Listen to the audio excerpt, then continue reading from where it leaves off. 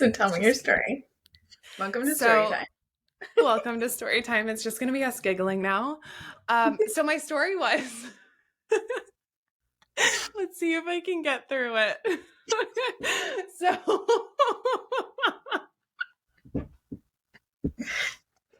don't look at me. Like, this is why. This is why. Don't look at me. Okay. So, it's the end of the day. All right. So I went on my calendar. And the story starts like last week, where I think I told you this. I had appointment This is on my appointment. calendar. Yeah. It was just appointment. And I was like, I don't know what that appointment is. So I was like, I'm either going to miss it and somebody's going to charge me a late fee, or I'm going to get a reminder the night before and then I'm going to figure out what it is. And so nonetheless, I end up getting a reminder from this like spa that I go to. And I go there for lots of things. I go there for my eyelashes. I go there for facials. I go there for waxing. I go there for everything. And so I assume that I'm like, oh, so this is the appointment for the eyelash lift and tint to get my eyelashes lifted because I got a reminder for it. So I'm like all excited because I'm like, oh, and then, maybe I'll just get a facial too. So I call them up and I'm like, hi, this is Stephanie Elsperman. And I just wanted to make sure and confirm that I'm coming for an eyelash lift and tint because I was going to ask them if I could just add on a facial as well. And they go, no, you're actually booked for a Brazilian. And I was already on my way there. Yeah, great. And I was just like, oh, so it's one of those days, and I feel like I typically like mentally prepare myself to go get a Brazilian. And I was just laughing so much in the car because I was like, isn't this life? It's like you think you're going for this cute little like relaxing eyelash lift and tint. You're going to come out looking beautiful and pretty. And instead you are going to get all of your pubic hairs ripped off and be in pain. It was like, life just does you dirty sometimes. But also so well because you feel so good after. Not like right after. But I called my mom afterwards because I was just like, I was in the car and I was like wanting to catch up with her. And I was like, gosh, I kind of feel shaken up after I get a Brazilian wax. Yeah. Like she was like, yeah, it's kind of traumatic. And I was like, yes, this felt like a mini trauma because so much pain. And then you're just sitting there having to make like small talk through the pain. We're talking about going camping in Vermont as she's waxing me. And then I got back and I just had to like calm myself down and like ground my nervous system, recognize where my mind was making a story that this was anxiety and not just like, hey, we had a moment. And then go throughout my day and realize that some days are just like that, So that's my story. I'm dead. I love it. I honestly miss my lady in Thailand used to come over and just like wax me on my kitchen. Oh, that's great. Yeah, and I didn't know. It was when I was still teaching English. I didn't know she was a mother to one of my students. Well, a student in my school, and she's in between my legs going, you look like someone I know. And I was like, well, that's the first time someone has said that before, like this position. And I'm like, at the time I had like bright red hair. So I was like, I mean, I get Lindsay Lohan all the time. I kid you not, she rips. And she goes, oh, you work at my son's school the day before parent-teacher conferences. And I'm like, oh, okay.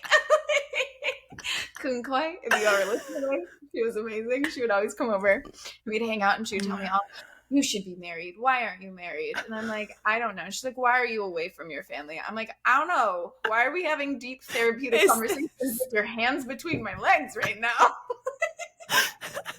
You're like, this is already enough trauma. We don't need to dig into the other stuff right now.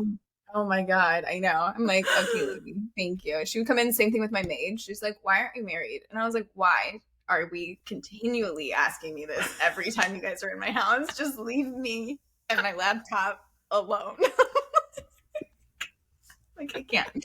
Anyways, that's just straight to the point. I love it. How are you? Yeah. I am tender. That's why we were FaceTiming before this. I was like, I am a tender chicken nugget. This whole healing process of a breakup is interesting because I want to be this, I have it all together. I have it all figured out. This is a thing. Watch me. This is my career. And therefore I am invincible and it does not hurt. And it's like some days it really, oh, it's 444. Some Mm. days it really hurts. And I'm giving myself currently the permission for that to still be true. And that there is no actual rules to this, even if it is your job, even if you do have the tools, even if, all this stuff, it's like you still have a tender heart and you still can Mm. miss someone and still be moving forward at the same time. And Yeah. it's just kind of that moment right now. And it was so interesting, like coming on the podcast, because I was like, are we hyped? Are we this?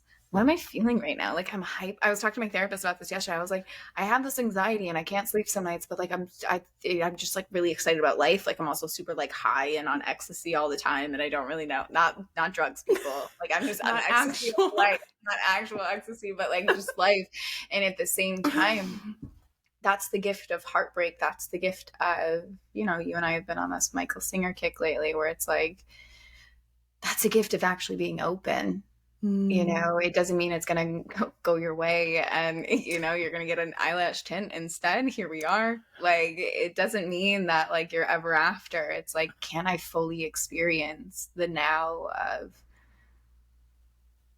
each heartbreak and the ecstasy? Mm. Like, what is that like? And so it's been an interesting 3 weeks. But Interesting is a good word for it. yeah, it's been Yeah. interesting. So Yeah. it's riding that. Do you feel like you can, just as human beings, do you feel like we can access love at any point? Yeah. And that's, I mean, we talk, Michael Singer again, he talks about that a lot. And that's the biggest thing that I've been realizing is you can turn that on. And the amount of love that I felt for this human was just the mirror of the love that I actually have for myself. And so having that towards myself now feels really good. And it's just interesting to even like be in the spaces where I'm like, 6 years ago, you were in a domestically violent relationship, using drugs and alcohol to cope. You were chronically ill. You had an Mm. intense eating disorder. Like there was no love for self. To now be in the space of like, I love myself so much that I won't let myself, you know, reach out and do these things and like go ex girlfriend commando on someone or whatever. It's like I Right. have respect and love for myself. And so that kind of love comes through. And then also that love and compassion that like you're still going to have the urges just because you don't act on them. Like you're still going to do that. And so, can you open your heart to that? Can you give love to that, Mm. anyways? And realize that it wasn't. I was saying this to my therapist actually, because we were doing some EMDR work and we were going around my heart center because it had felt like there was a cage around it. And she was like, you, or what came fresh was, it's like, I just want to love someone. It's like, Mm. I want that intimate love. I want to give my love to someone. It's no longer this, I want to be chosen. I want to be validated.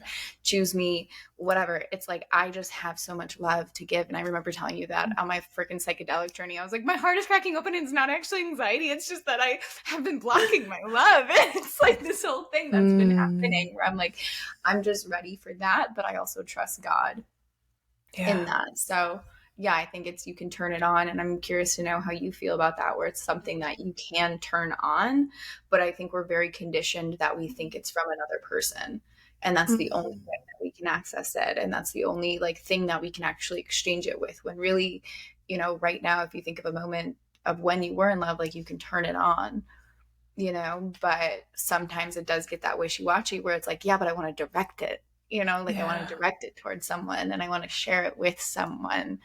And so it's that kind of duality right now. I love the feminine.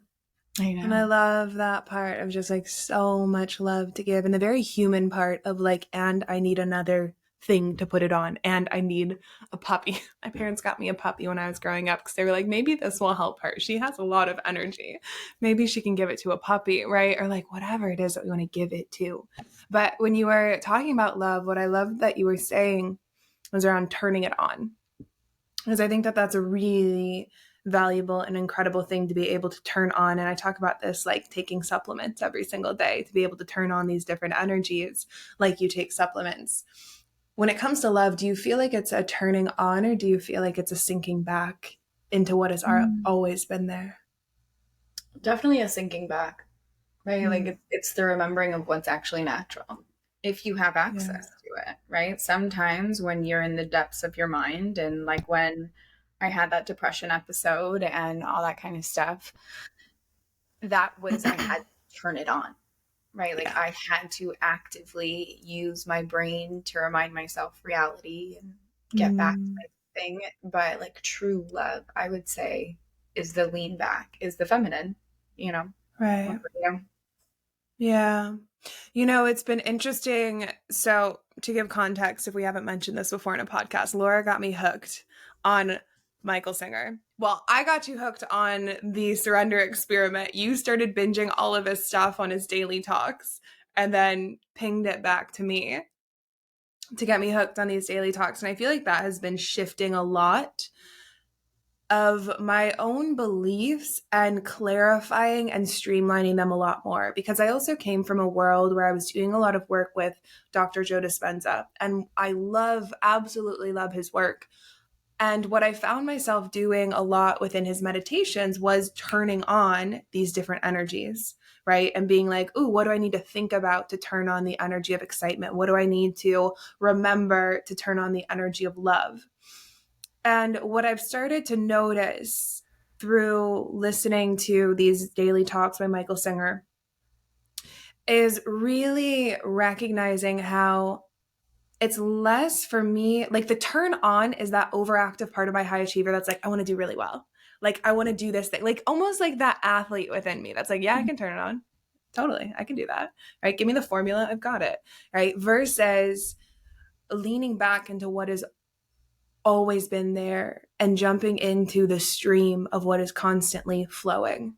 And the choice to be more obsessed with that than running away with the mind, that for me, I feel like has been the shift, because I noticed that when I was trying, this was my own experience with certain meditations that I would do, I was trying to turn on the love and I was actually doing it from my mind rather than from releasing the mind and coming back to the heart. And so I would notice throughout these meditations, I'm like, I'm thinking, but I'm not. Like my mind is still active. Like I'm basically willing myself into this from my mind, which at times can be very helpful, right? Especially when we're in like those darker periods, because I think that that's really valuable.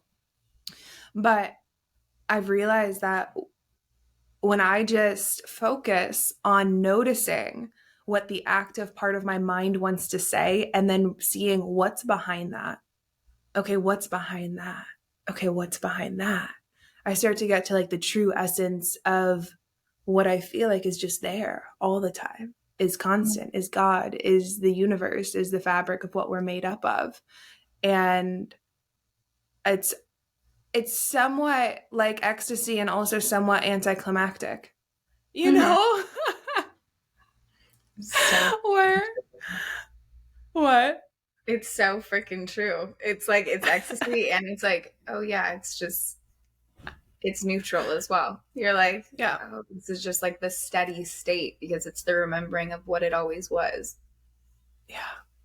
And to Yeah. like get so clear on that and so free with that, I think is how, I don't even know, like how it would all change. Like how if every person could do that, if everyone can enter into relationship that way, if anyone can enter into business that way, like it would Mm. stop being this, I have this expectation of you that you have to fill this unmet need and you have to do these kind of things, where you just remember like everything is just a value add because your natural state is just love anyways, you know. And if you Mm. lean back to that, it's no longer if I do this, then will I be loved, then will I be chosen, then will I be good enough. And I know we have like struggled with that for so fucking long, where it's like,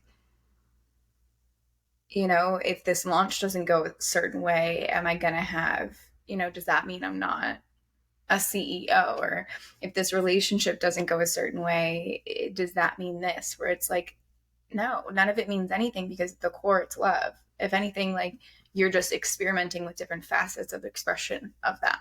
Yeah. right? As opposed to using that to somehow feed this like hungry ghost inside of self. Mm. And I think that is where you start to actually make these shifts and finally find peace, I guess. And it's not to say like Yeah. the human doesn't come and interrupt it and knock on it like every 34 seconds, but it's that constant reminder of flipping back to what is and leaning back to what is. Mm. I love that. And yeah, I feel like, recognizing that core has helped me so much in the part of me that feels like I did something wrong. I think for the high achiever mind, it's constantly, what do I need to do right? And then if you look a layer deeper, well, why do I feel like I need to be right or do it really well or be perfect at it? Well, a layer deeper, it's like, well, I don't want to be wrong. I don't want to fuck it up. I don't want to mess it up. So why don't you want to be wrong? Well, I don't want love to leave. And recognizing that thought pattern and that unconscious way of just walking through the world has been so helpful to then come back to, well, if I'm already love, and if I can access love and be love and jump into the stream of love that is constantly flowing within me, then everything else, like, you can't do it wrong. Anything else you cannot do wrong. If all you're trying to do is get it right so that you're loved, if you're already loved, you can't get it wrong. And so then it becomes like a game of, let's see what happens next. Let's see what happens when I run with this idea that Source dropped in for me. Let's see what happens when I launch this thing that just feels like a gut yes. And I don't know why I'm doing it, but it feels like amazing. Let's go. Right. Let's just see what happens when I walk down the street because I feel called to go to this certain coffee shop. And then 5 men come up to you on the way there. Let's just see what happens. Let's just see what happens, and it's like life almost becomes fun. That's all the surrender experiment is about, is like life becomes so fun and liberating when we're not chasing something to feel loved, but we're actually relaxed back into love and therefore getting to be in the game of life where it really is like Candyland, and it's a beautiful experience of getting to be in this 3D world where there is nothing that compares, you Hmm. know? Do you feel like people can access this if you haven't hit some type of rock bottom in your life? Like, would Mm. you think you would have this type of awareness or this type of understanding had the things in life not happened? That's an interesting question because I think that there comes a wake up moment for a lot of people. But I do believe that that wake up moment can come without a rock bottom. Hmm. I think a lot of the people that I work with and a lot of the people that I know have seen some shit because I think those people are all attracted to each other. People have really hit a rock bottom within themselves. However, I think you can. If you're listening to this and you feel like you have opened to love without hitting rock bottom, let us know for Really, I'm like, some you're a unicorn. research. You're a unicorn. I think you would be a unicorn. I think it goes with how you've been brought up. I think Mm. that if you have parents who are tapped into that flow of love and it's part of who you are and it's part of what you are taught is your truth, then I think that we can't save people from failure, but I think that it can be a little bit smoother in remembering, you Mm. know? But I know in my path that those rock bottoms, every single time I've hit them, they've intensified love. Maybe not in that moment, but in the aftermath, especially when I'm supported, especially when I have people that remind me of what is truth, and I can sense that within myself, because there's a choice point. There's a choice point at a rock bottom, you know. Yeah. I can like think it's so like I'll look at the failed launches I've had. I've looked at, I've had one, I've gone through the scenarios of like, well, what if love comes and it leaves? What if, a parent dies? What if this happens? What if this, Mm, like, it's like my brain had always had these things. And somehow I thought the next thing would be the thing that would somehow quench that thirst. That would somehow mm, make me feel good. That's how somehow success would like heal that wound within self. And it was that type of hungry ghost. yeah. And it was, and that's the gift of if you never waste a good heartbreak, right? Like Mm, that's the gift of this moment where I realized that, where it's like, you've been, all of your worst fears have come true. You've had to fail lunch, you had the health stuff, the parents, the drugs, the abuse, like you've had all of that in it. It's like, what if it didn't have to hit the rock bottom anymore to learn these lessons? And now, like, my prayer has always been like, just show me how good it gets from here. Like, we're good being Yeah. stripped now. Like, just show me how good it gets from here. We're available for Yeah. it. But it's like, I don't actually know if I would be able to be so relaxed now. And I was actually writing a post on my walk today about this, because I get asked that, like, how are you so happy when all of these things have happened? Or how you even mentioned, it's like, how if you go through a breakup, you're like 2 days later, you're out like dancing in front of your coffee maker and like doing these things. And it's like, Yeah. and it's genuine happiness. And it's like, because of this big awareness of like, I would rather be all in on love than Mm. kind of in on love because of heartbreak that might have happened. And so Mm. I can look back at this relationship, I can look back at this launch where I'm actually fully in. I was fully in that relationship. I didn't hold back. And it's okay that they left, because I'm Yeah. still okay. And it was Yeah. never really about them anyways. And same thing with like these launches and these things where I was like, I had been launching for the last 6 years. I've been fucking launching, but I haven't been giving my whole to it, because then I had something to blame it on, right? I could be like, oh, like it Mm. was, I wasn't actually all in. I was kind of half-assing, or this happened or that happened. Like it was this like protective layer, as opposed to if I gave all of me because I know I am okay and loved anyways, and this is just a value add, and this means nothing about me, and this doesn't take away from my love, how would I show up in it? Mm. And I took that, like, after looking at this breakup, where I was like, I don't really have any regrets on who I was in it. And that was a big thing for my last breakup, where it was like, I self abandoned a lot because there was infidelity, and I had so much idealize, whatever it's called, idealization on it, because I was like, I did all my work, and he was supposed to be my person. And it's the relationship I moved home for. Not even that I Mm. met him before moving home, but it was just because I did the work. And so I was like, let me just cut parts of me away, so therefore we can stay in the relationship and whatever. And so this one, it felt really good being like, I was all of me, and I opened my heart to all of it. And even though it chose to not love me back, it's this part in the brain where it's like, but that doesn't make me unlovable. That doesn't make Yeah. me wounded. It doesn't make me broken. It doesn't make me invaluable. It doesn't make me rare. Like all these things, it's like that's still there. And it's the same thing with, I mean, you've been with me on this launch process, where it's like it just shifted everything in me, where it was Mm. like, why am I not going the fuck all in on this? And knowing that it's like driven from God, because I am love, and all you Mm. can do is what's in front of you. And if this has been gifted to you, then that is what is in front of you. So why are we pretending to want to be anywhere else, and just come back to source and go, I'm okay because I'm okay. Like all of the other things, every person, everything, every fucking artifact that we have, like all of it is just extra at its Mm. core. Therefore, all of these things I just spent the last fucking 30 years trying to outrun.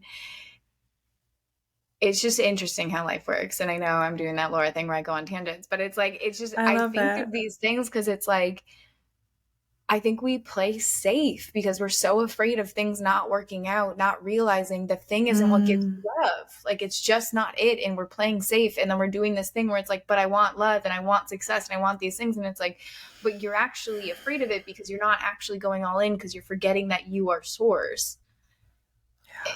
And it just, yeah, it's what I've been noodling on a lot lately. I love that. I love that so much. And there's something that was coming in so powerfully as you were saying all of that. And it's actually something that my mom told me when Nolan and I were breaking up. And for context, my partner now, Nolan, we had broken up for a year in the middle of our relationship. We've known each other for about like 4.5, 5 years. I never keep track of time, so I don't actually know. We don't even know our anniversary because we were like, we just kind of got together. And then I'm like, it can't be that close to Valentine's Day, and then it can't be that close to Christmas, all that stuff. So anyway, it's girl stuff. But So true. so anyways, right? We got to maximize the time. Yeah. Anyways, that's not the point of all of it. So when we were breaking up and we could tell that we needed a break to be able to go on our own journeys and be able to learn and grow in the ways that we might not have been able to do on our together in our relationship. My mom told me one thing as I was driving myself there. We went to Sedona and I was meeting him in Sedona. And I knew that we were going to have like the tough conversation. And she said, Steph, just remember that there's always more love, never less. There's always more love, never less. And it stuck with me that whole time where I was like, you're right. If I am going into this because it's guided by something within me, and it wasn't what I wanted. I did not want to break up. We had the sort of relationship where everything looked perfect and everything was filled with so much love, but it was this call deep within that we needed to go off on our own to learn. And if I was stepping forward in something that was guided by love, that was guided by something greater than me, then it had to lead to greater love, even if it hurt in the moment. And I remember holding that. And during that break, we had like a breakup weekend. And during that time, I remember just being in awe where it's like my heart was shattering like so much, but it was shattering wide open. And I remember just being in so much awe of how much love I had for that person and that he had for me and still does, even in the middle of pain, because there's always more love, never less. And I think the tricky thing is we don't get to choose the package that comes in. We don't get to choose when we feel the love. We don't get to choose how it comes or what it leads to next. We don't get to choose any of that, but there is always more love, never less. And I think that when we hold that at the forefront of our minds, no matter what it is that we're doing, if it's in business, relationship, going out and living your life, I use this every time I have a tough conversation, then inevitably it will lead to more love at some point. And that is empowerment. That is powerful. I look at having tough conversations. I mean, I know you're heading into boundaries. Baby, if this is, it won't be launched by then. But anyways, you just had boundaries, baby. Right. So I look at, conversations where maybe I have to say something that's hard, or maybe there's a boundary that I need to put in place. If it's with family, if it's with somebody close. And I always tell myself there's always more love, never less. Can I build a bridge to love here? Can I build a bridge to love here? Instead of letting my ego come in and wanting to create more separation because I'm hurt, can I build a bridge to love here and try and see the other side? And the last thing I'll say on this is that Nolan and I now have a saying where if we're ever in a disagreement and we can tell, when your ego does that thing where you want to make the other person wrong because you're hurting and you're like, well, you did X, Y, and Z and I'm justified in how I feel. We pause. If we can tell that our egos are getting away and running the show, we pause and say, can we build a bridge here? Like, can we build a bridge? Are you down to build a bridge? And that's the moment that resets us from going off on our own tangents to be in our own egos to, can we find love in this situation and be on the same team instead of trying to create separation because we're hurt, and coming back to love. And sometimes you can't build a bridge in the moment. And that's when you need to go your separate ways and like cool down for a second. But if we get to that point, then that's leading to more love, never less, I love that. And yeah. It's so interesting because when you can understand that about yourself, because I think it's also like, how do you build that bridge with yourself? Like in the moments when it hurts, when life is hard, when launches go as planned, when all these things happen. Like even using that with self, because oftentimes, it's that dark side of our brain that comes out where it's like the ego of like, you should do more, you should have this, you should be here, you should have done this, like all these different parts where it's like you can even embody that with self. It doesn't even need to be in partnership or business. It's just like, can you build the bridge here? Can you find that love for this moment, even though it's not what your brain wanted? what the mind wanted for how it's supposed to go, and that, because that's always what's happening. I literally was just Yeah. talking with the girls inside of Arrival about this, because they're like, I'm feeling powerless, I don't feel like I have control over this situation, da da da da da. And it's like, you don't. It's life. Like, that's how life works in its magical ways. In this space, like, we really don't have any control. And if you can sit there and actually surrender into that, instead of making yourself wrong and making it mean like you should have been somewhere else and it's not the freaking storybook that I thought that I was writing about my life and how things are supposed to be going, and da da da da da, and you just kind of witness it and being like, where can I let love lead?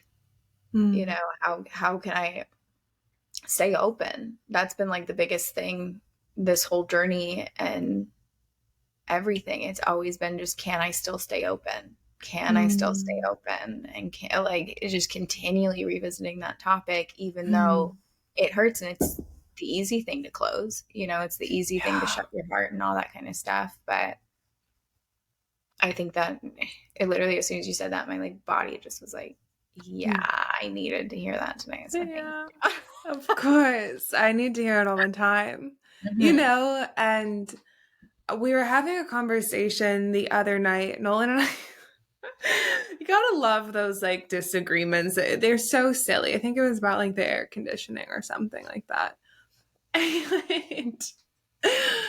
And we were having a conversation, and I lost my train of thought thinking about the air conditioner. What were we having a conversation about? What was it? Gosh, this is cute.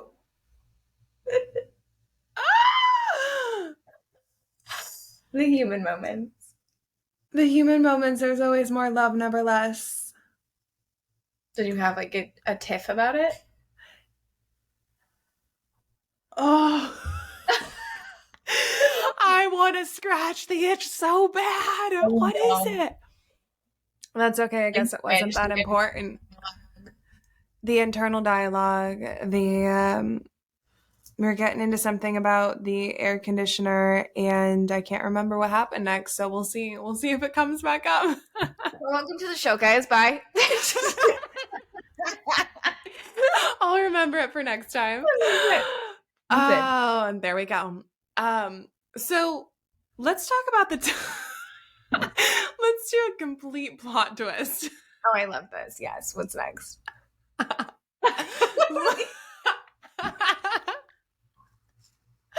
Let's talk about the time that we met.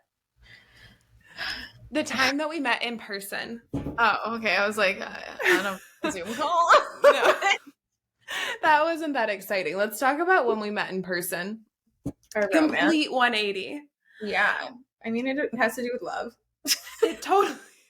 I have a feeling that if I felt the urge to say this, it's for a reason. So we're going to see what happens next. Yeah. This is where we get to just have fun and see what happens next. God, that's going to really bug me what I was going to say before, but it doesn't matter. So the time that we met, I remember, if y'all have not met Laura Patricia Martin in person, oh, that woman is a goddess to be witnessed. Just the way that you dress yourself. I mean, come on, you're in this like beautiful, like silky gold shirt right now with the chunky white belt. She's got the vibe.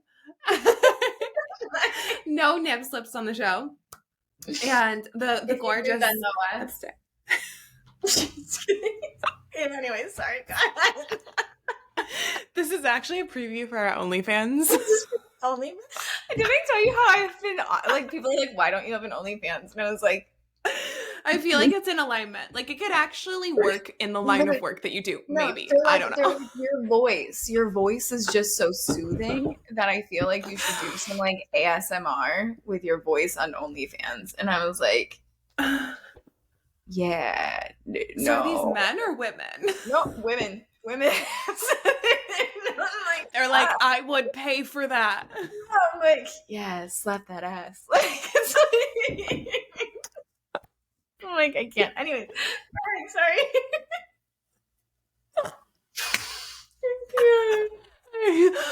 So that's Laura Patricia Martin, ladies and gentlemen. That's what I was saying.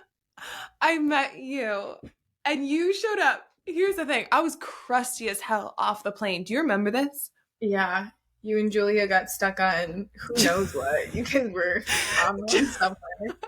Julia and I had been traveling for like 20 hours or something, like something crazy. She's also the type that likes to get to the airport like 5 hours in advance. So, and I get there 45 minutes in advance. I don't fuck around with staying in an airport. So, anyways, I get off the plane. I'm crusty as fuck. And I show up. We're in Mexico. And I show up at this, like, I think we all met at this, like, little outdoor, like, food court sort of area.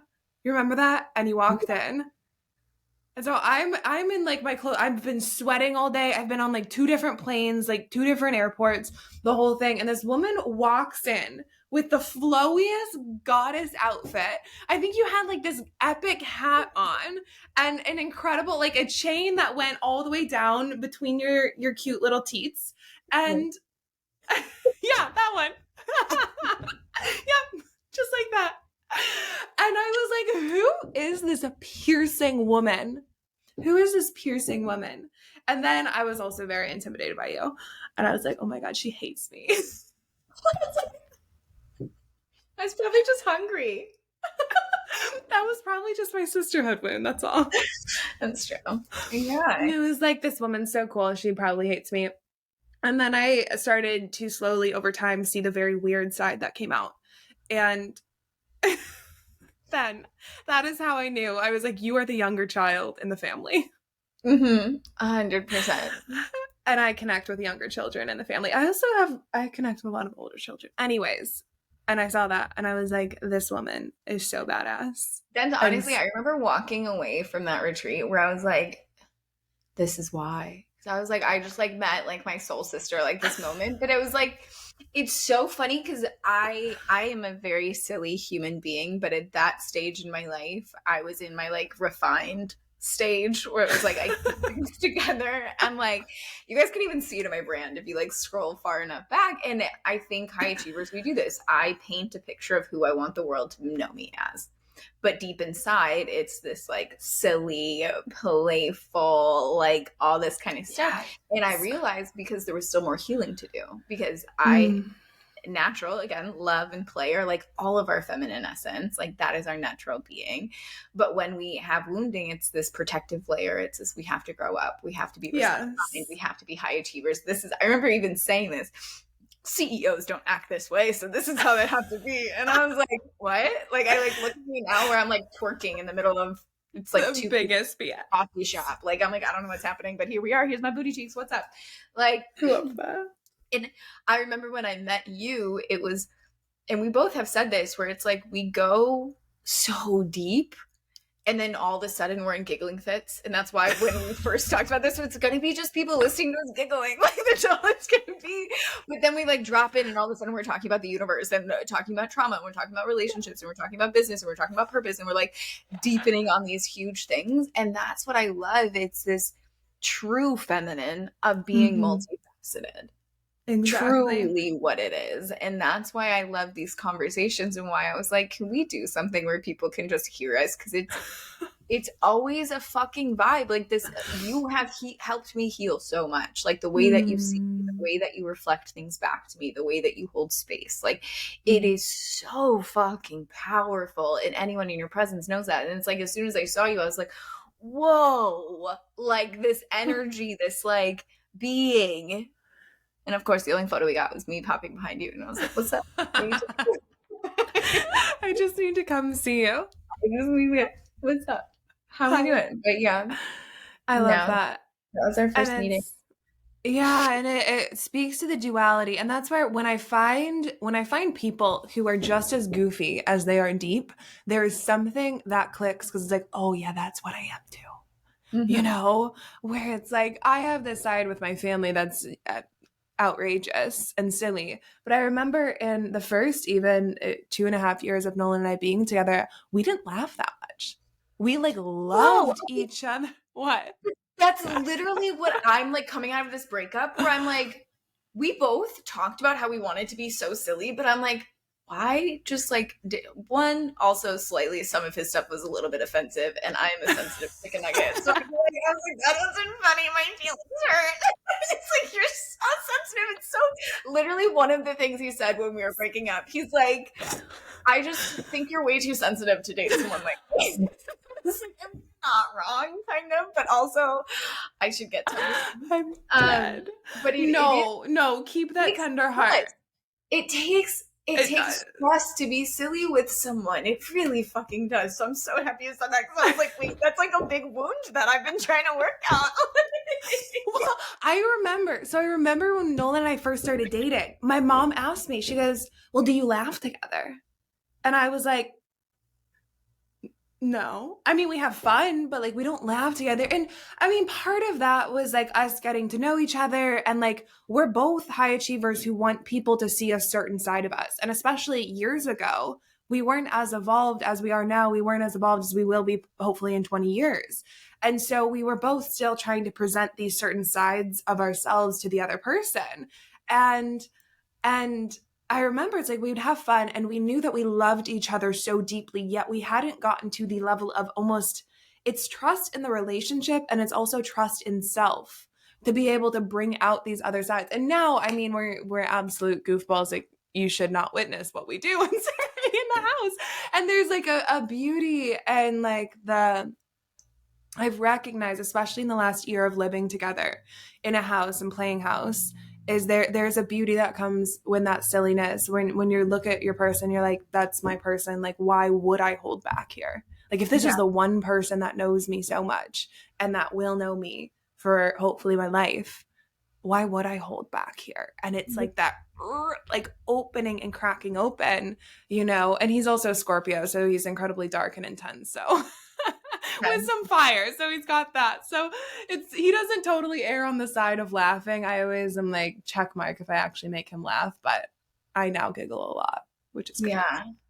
Honestly, it's such a big one, because I can look back at this relationship and yes, there's so much of authenticity and whatever, but it's like that awakening, it came in, I don't know if I can even pinpoint it, because if I look at it, my best friend, she's super fucking serious.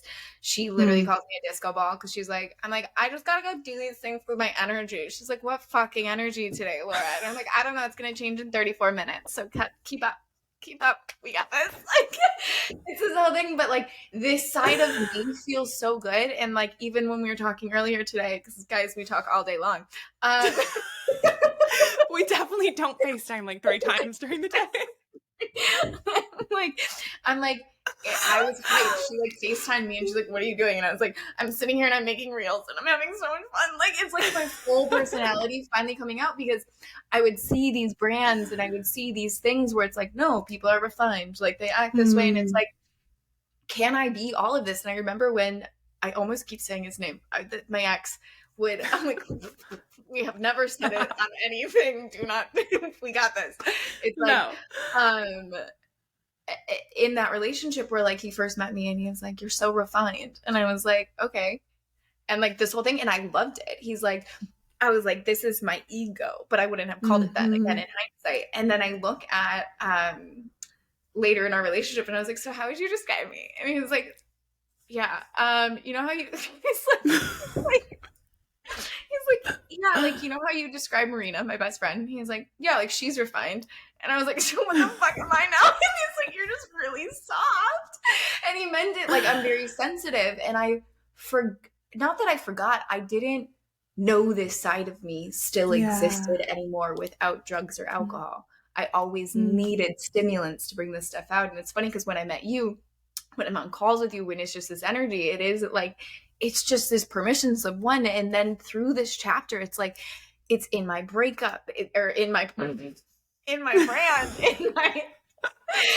things. Like it is this part now that feels so free, so that when someone comes, when anything, like even my friends now that I'm now deepening my relationships with before I leave Texas, they're like, this side, like you're just like, this is what makes people fall in love with you, is like this, like you are very refined, like you have these things put together, like you are very much who you present yourself as, but there's also this funny as fuck side of yourself. And so, why do you think that is? Why do you think people like protect themselves from the childlike joy?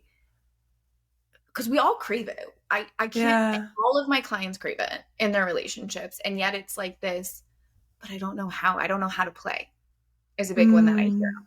Why do you think we do that? That's an interesting question because, of course, my first instinct is to say, well, because we all got hurt at some point as children. Mm, We all got embarrassed as children. And I think that that's a really normal thing. And so we say, oh, well, I need to be more like an adult. I need to be more polished because if I'm not, then I can't get embarrassed, right? If you're, vanilla as some ice cream, then you can't, I mean, nobody's really going to say shit. And mm, that, I think, a lot of the time is a lot easier and safer than to be seen as your full expression of your childhood self and to get rejected again. And I see that within myself. It's like I've been uncovering so many like wounds from like kindergarten friendships that really shut down who I was. Like I was, always tall for my age and always bigger than all of like the cute little petite girls. And I remember thinking in my mind as early as kindergarten and saying, I don't want to be the loud big girl. Like I already attract enough attention. I need to be smaller. I need to be cuter. I need to be more silent. And so I was this like wild child growing up. Like my parents could not get a hold of me. I was so deeply loving, but fiercely loving. yeah. And would also just like put on shows and all of this shit. But there was a part of me that when I went into a school setting, I was like, tone that down, come back down. Don't let that be seen because it's too much or it's not lovable or maybe you'll be annoying or maybe you'll be called a name or whatever. And I think that that still lives within us on some level. And then you come into a professional setting and you're taught, like I remember one of the first courses that I took in business school was around like how to send an email, how to show up and sound professional. You're taught that there's a right way and a wrong way. And now I wouldn't take any of that back because I think it's very valid to understand how to articulate yourself in different conversations and in different rooms. And it's helped me immensely. But you realize there is a wrong way and there is a right way. And that can fuck with the mind, right? Of like, oh, well, if there's a wrong way to do this, especially if it's, being graded in school, there's a wrong way to show up and speak, then I need to be right. What's the easiest way to be right is to just dumb myself down because then I can never be wrong, Mm, And so we start to take away these parts of ourselves that really make us who we are. And that's why, that connection with you was so beautiful because it's that like wild child, silly laugh, like pee my pants laughing, says the most random shit part of myself that something in that just awakened it. Yet I know if I ever have a tender heart, if there's ever something deeply on my mind, I could come to you and you would drop straight in, and that to me is the most beautiful because honestly, I'm like, we're only here for so long. And this spiritual work, once you're awake, it can be a doozy. It can be a motherfucking doozy, And it's like what I love about us is like we could be talking about something. And then we like 2 seconds later make a joke or end up like giggling about it, but then like drop back in. And I feel like it just cuts through that all of this has to be so serious, mm. and that we're all craving the lightness. And so that's a roundabout way of answering your question. What do you I love think? it. I love it. I mean, the wounding. I think, Mm-hmm. and I talk about this in basically every fucking program because it's around this. I mean, if we didn't belong back in primal times, we would die. And Right. so I don't know about you, but I was bullied the fuck in school. So it was like because you couldn't place me, because I was the basketball player that also wanted to be the cheerleader. So I would roll my shorts and put the bows in my hair and I dressed the way that I do. I loved rap music, but I was also emo as fuck. I hung out with the skaters and I went to all the parties with the fucking football jocks. Like no one could place me. People don't like that in school if they can't place you in a Right. fucking in a thing. And so I was just very depressed and very confused and very bullied and all the kind of things. But I would still, try. You're putting on these masks to try and belong. And so I think being silly, at least I felt this, where it was like, it's so raw. It's so Mm. childlike. And I have my trauma happened at 6. I mean, my trauma happened a long periods of time, but like the main events started at 16. So I always felt like my growth was stunted at 16 because that's what happens with trauma. It's usually stunted in these kind of areas. And so I always wanted to be older, where I was like, Mm. people aren't going to take me seriously if I act this way, even though in my head I feel like I'm 16, even though in my head I feel these things. I have to pretend that I'm refined and I have it Mm. together and I'm a CEO and I dress this way and I talk this way and I do these things. And so I put so much pressure on myself to do that. And I feel like we do that, where it's like we hit some fucking mystical age that somehow we're a goddamn adult and we're supposed to act a way that we're no longer like, and that happens in childhood, right? Like all of a sudden Yeah. it's cute when you're screaming and playing and you're doing the things, and then all of a sudden you turn 8 and your mom slaps you on the back of the head and is like, stop fucking being an idiot, you're an adult now. You're in double digits, kid, you're a 10, you gotta act a certain way. And it's like, what? I can't have an imaginary friend? Like, I can't talk to these things? And it's just all of a sudden we're told that the things that were cute when we were a kid is now not appropriate. And Mm-hmm. so we have to adjust to these things. And yet our natural tendency is these kids. That's why being a teacher would bring that out of me. You know, I was like, I'm so Yeah. good at being a teacher because my natural state is, yeah, I'm gonna fuck shit up and I'm about to get you. Like, it's gonna be great. Let's go. Like, I'm gonna be competitive with a 4-year-old. What's up? It's like it gets to be Yeah. that way. And I love this conversation because it's like I'm having one of those aha moments where I'm like, I have been feeling this, where it's like this deep remorse where I'm like, you didn't get this version of me.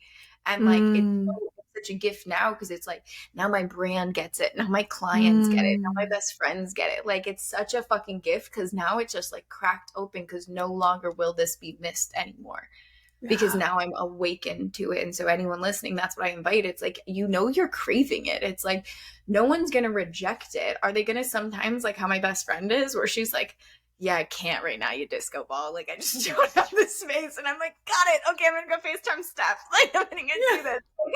Find the people that do, or find the activities that it is. But it Mm. really doesn't have to be this, like, I'm an adult and I'm on this spiritual journey and therefore it has to look this way and I have to meditate and I have to go to yoga and I have to do this. And I'm like, actually, do you think you just have to go to a comedy club?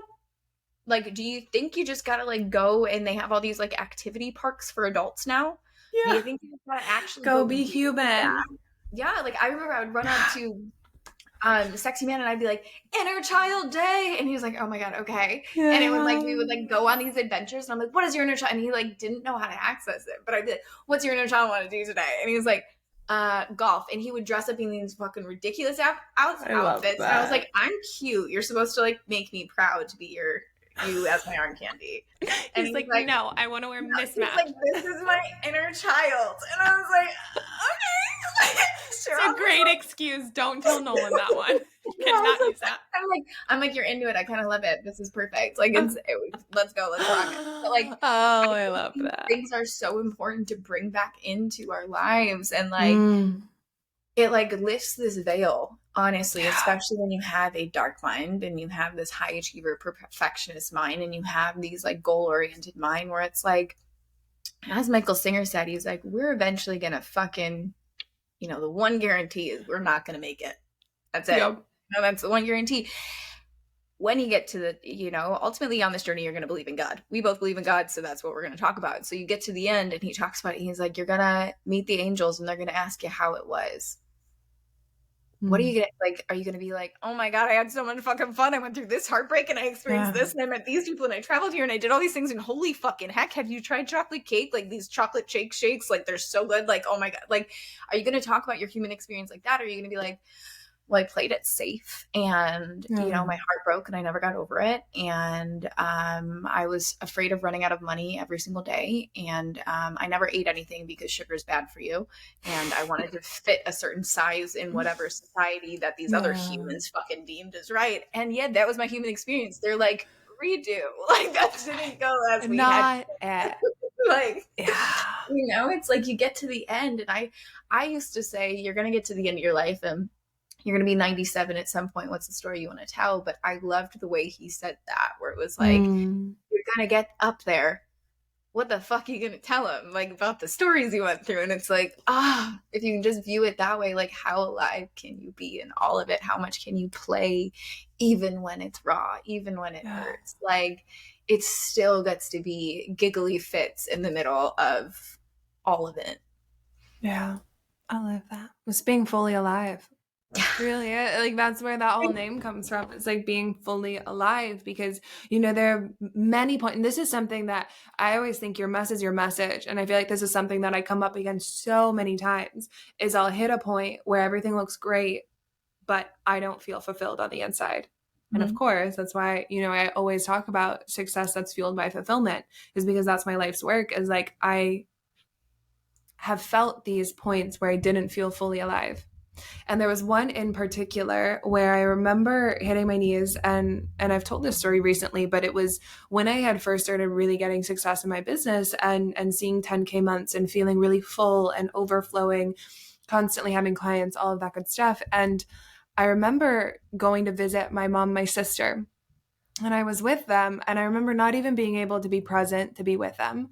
And one day it just got to be too much and everything was going perfect. I had like signed like 3 clients while I was away. It was wonderful. But it all got to be too much and I remember just like hitting my knees on the guest room floor and just absolutely crying and being like what is actually the point of being here? Like what is the point? Because to me, I reach a state of love in my meditation. Like I'm chilling there. If that's what's beyond this place, that sounds really great because that doesn't sound like it has the duality of the negative mind.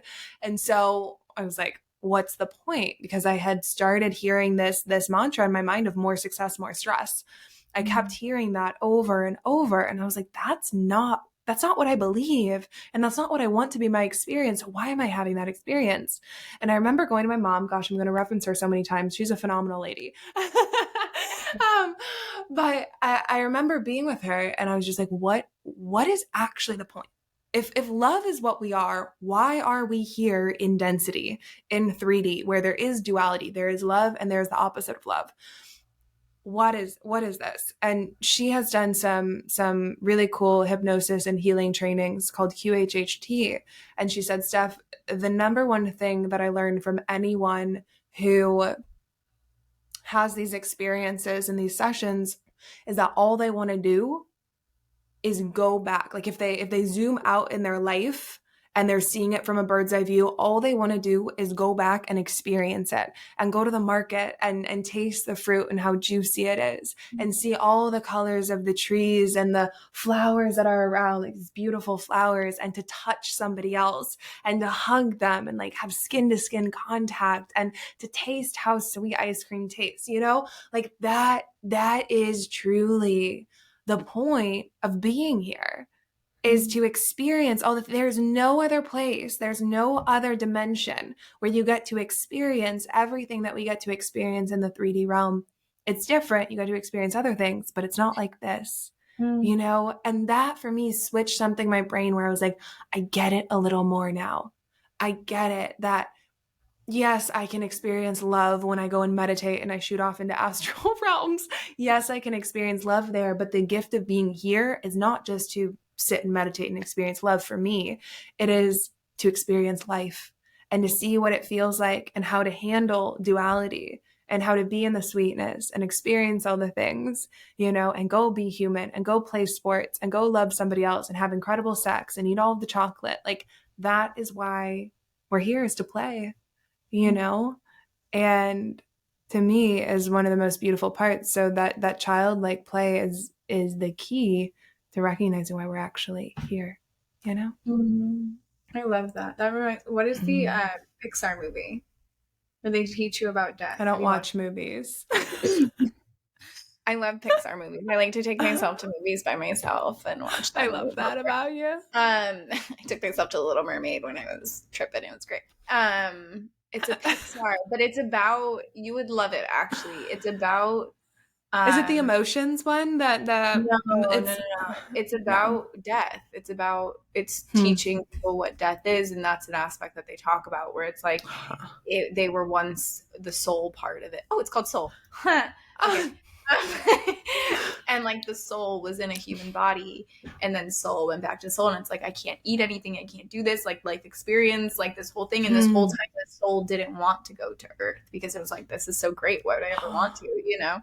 And so it talks about that whole experience that you just described where I'm Interesting. like, you would actually love that movie. But I I would think it's love so that true where it's movie. like I mean, that's why I vibed with you so hard, where it's just like trees, life, like being Yeah. alive, even when it's hard. It's like, how can I stay open? How good can I make this feel? Like, you only get to feel it once. You know, it's like in this very moment. Yeah, you might feel it in different capacities, different whatever, but right now, this is the only time that you're going to feel it in this moment. How open Yeah. can you hear that, and how can you receive that? And so I love Yeah. this. I love you. Yeah. I love you. I love This is you. great. This is great. And the last thing I'll say on play, because you asked the question, how do you, like, you have people who say, like, I don't know how to play. And I was at Right. that point at one point. I don't know if you ever hit a point like that, but I remember my mom. Love her. Love her. I love her too. She's come up so many times in this conversation. She's probably like has her little ethers out. Um, there was a time where I was really at a rock bottom and I was dealing really intensely with an eating disorder and anxiety and depression. And she said, Steph, like, is there anything that brings you joy? Like, she could tell I was suffering so much and I was so mean to myself. She's like, is there anything that you can think of that brings you joy? And I remember being so uncomfortable with that question because I did not know how to answer it at that point. I had no fucking clue. No clue, you know? And so how I found my way once I started actually on my path of healing, I started really small of like, let me just do what I think might bring me joy. Let me color in a coloring book. Like I would do that. Mhm. I would color in a coloring book, right? Let me do like the small things. That's why Nolan and I like we buy all of the outdoor games. We're very competitive. We buy all the outdoor games that we can, and we're like we're just gonna play these because it brings something out. Like even if we're not like, yes, I feel called to go play wiffle ball. Like we don't feel called to go do that, but we play them because it brings something and it ignites that inner child. And so what I found for anyone who doesn't quite know how to access that, start very small with anything that you used to do as a kid, you know, and just see. And you might not feel, it's like, it's what we were saying in the beginning. Love is, you know, it's like ecstasy and it's also very anticlimactic. It's not this moment where you're like, yes, I feel joy and I'm laughing and giggling. Like I remember it took me months to get back to the point where I actually remembered what my laugh sounded like, where I Yeah. actually remembered how I felt like when I was, you know, in middle school before I really started down the path of intensity, you Yeah. know? So yeah, it's Thank you for good sharing stuff. that with us. Of course. Thank you. Thank you for this beautiful conversation. We loved it. It was exactly what my soul needed. So thank you. Mm, me too. Friday happy hour. This is what we do on Fridays. What do you think I we, we record podcasts do? and have chats. You know, Yeah. those are the best friends because this really does feel like a happy hour. You Honestly, know, like my it's soul great. is. I was feeling frumpy prior to this, and now I'm like, we're good. We're human. What's up, Like, world? we're so human. I'm excited. We're going to go cook dinner and be more human. Do it. All right, I love you. Yeah. I love you. Mwah. Bye. Bye.